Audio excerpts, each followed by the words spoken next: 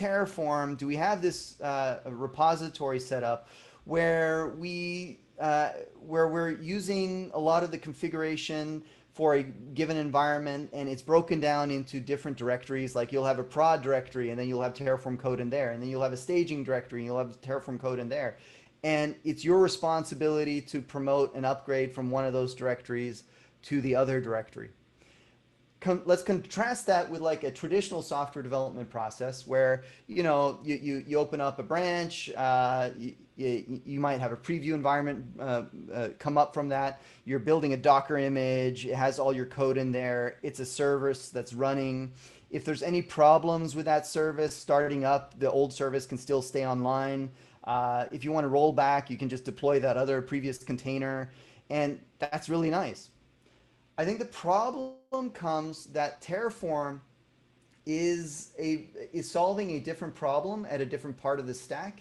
And while it is infrastructure as code, it's a little different. So first of all, what we see, so the reason we don't recommend using branches with Terraform the way we would with software is with Terraform, what we're really doing is performing migrations, and there's no easy way to roll back and forth between those migrations, and the order in which we perform migrations matters.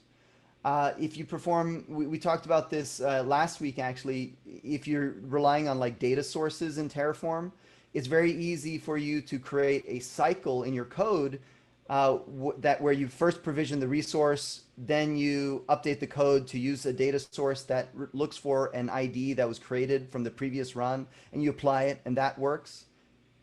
And then you go and take that same pattern, you deploy it to staging, and it fails. Why does it fail? Well, because you incrementally did migrations in your dev environment, but you didn't perform the same order of operations in staging.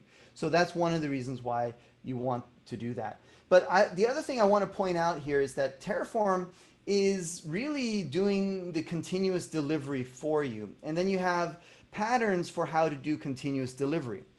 If we look at how argocd works, argocd is doing continuous delivery to Kubernetes.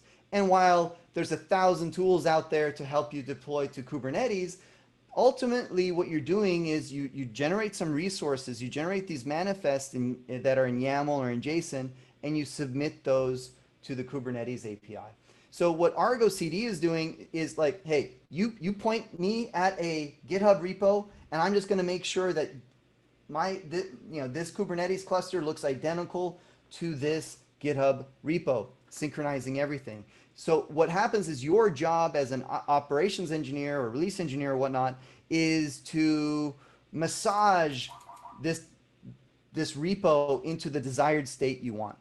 So with Terraform, when we're working with Terraform, what we're really trying to do is kind of in the GitHub repository describe the desired state of our infrastructure for all environments.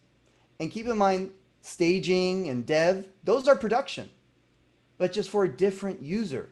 Staging is production for like your QA team and for the business. Dev is production for your developers, and we still need those to be as stable as possible. Let's see. Those are my points. The other point is that I think a lot of this also stems from a similar best practice for working with Terraform, which is more trunk-based development. So merging to master or main more frequently.